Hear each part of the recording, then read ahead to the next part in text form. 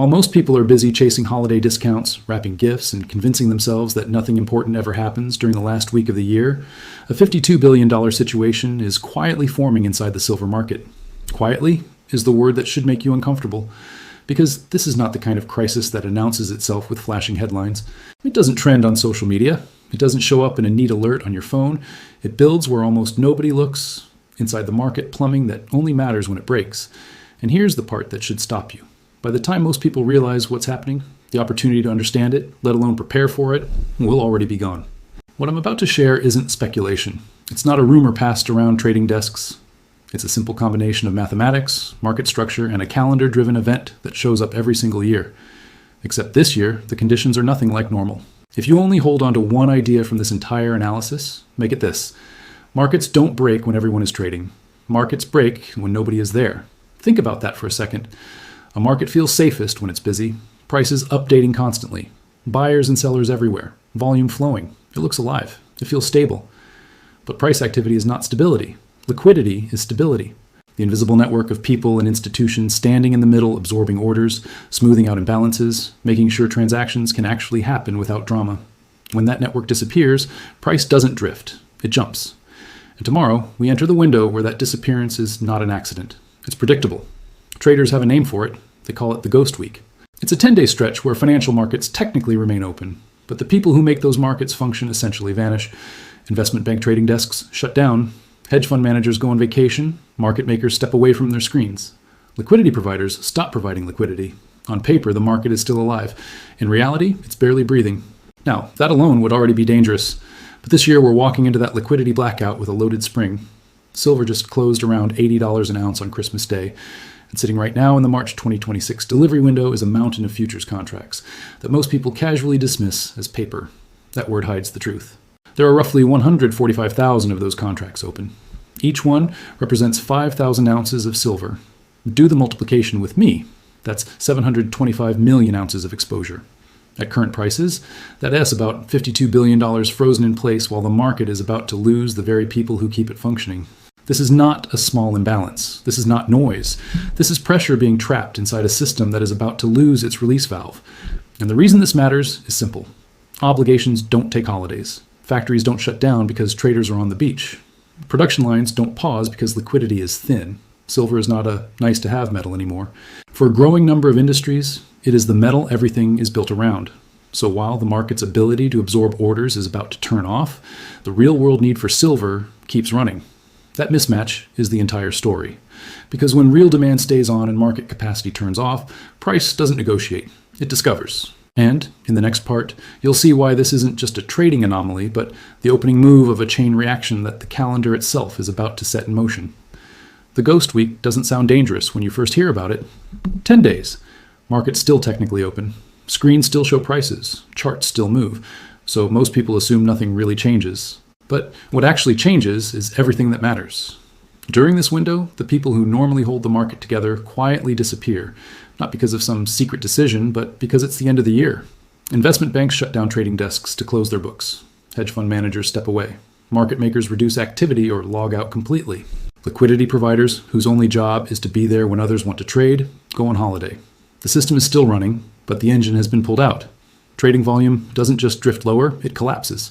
In some years, participation drops by 70% or more. The market becomes thin, hollow, brittle. And thin markets don't behave politely. In a healthy environment, a large buy order is absorbed by dozens of counterparties. Price moves a little. The system breathes it in and keeps going. In a ghost weak market, the same order can shove the price through multiple levels in seconds, simply because there is nobody standing on the other side. It's like shouting into an empty room and hearing your own voice echo back at you. Now, under normal conditions, this is still manageable. Ghost weeks happen every year. Most years they pass quietly. But this year, we're not walking into this window from a calm, balanced starting point. We're walking in with silver already sitting near multi-year highs, with record open interest concentrated in a single delivery month, and with a supply-demand structure that has been tightening for 7 straight years. This is the part people miss. A ghost week doesn't create stress. It reveals it. It removes the mask. It takes away the cushion that normally hides how fragile the underlying structure really is. And once that cushion is gone, price is no longer guided by negotiation. It's guided by whatever imbalance was already waiting underneath. In the next part, I'm going to show you the number that turns this from a quiet seasonal quirk into a $52 billion pressure point that almost nobody is paying attention to. Here is the number that turns this quiet seasonal window into something structurally dangerous. Right now, sitting in the March 22-26 silver contract, there are roughly 145,000 open futures positions. Each one of those contracts represents 5,000 ounces of silver. Don't rush past that. Do the multiplication with me. 145,000 times 5,000. That's 725 million ounces of silver. At current prices, that exposure is worth about $52 billion. $52 billion, effectively frozen in place as the market enters a 10-day liquidity blackout. This isn't abstract leverage sitting on some spreadsheet. These are binding obligations. Real companies on one side, real counterparties on the other. And for the next 10 days, most of the people who normally intermediate those obligations won't be there. In a functioning market, positions of this size are constantly being adjusted, rolled forward, trimmed, rebalanced, offset by new trades coming in from the other side.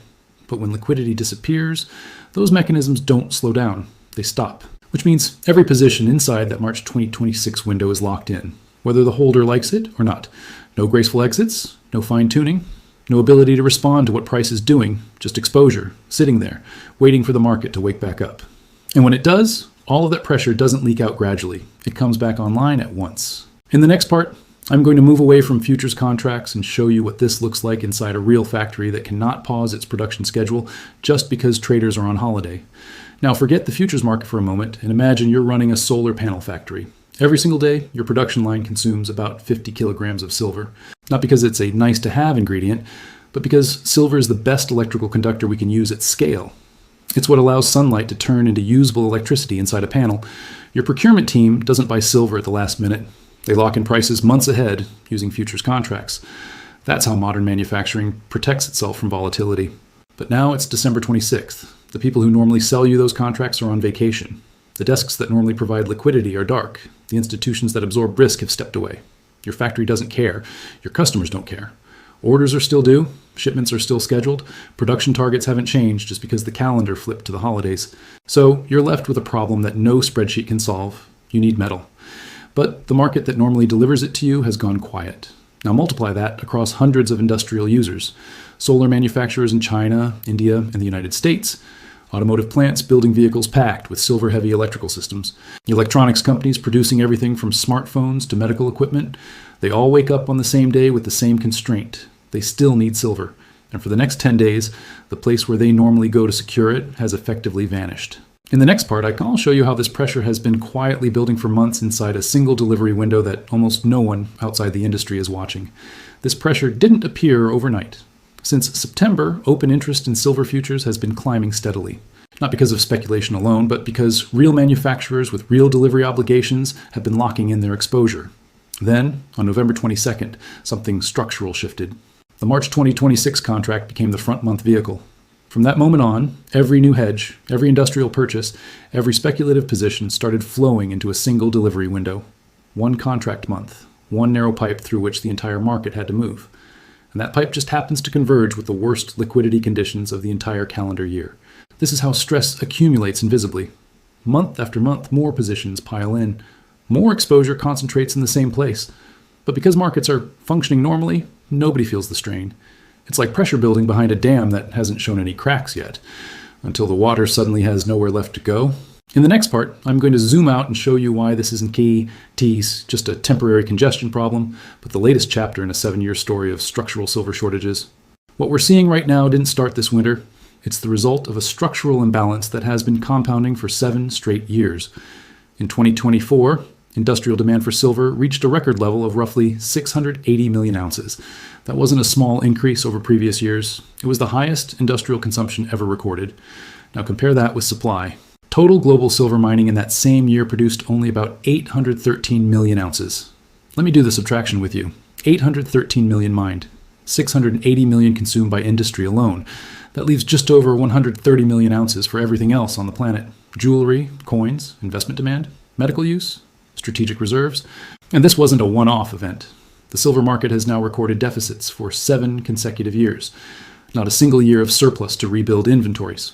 In 2024 alone, the shortfall was close to 150 million ounces, nearly 1/5 of all silver mined worldwide, simply disappearing from available supply.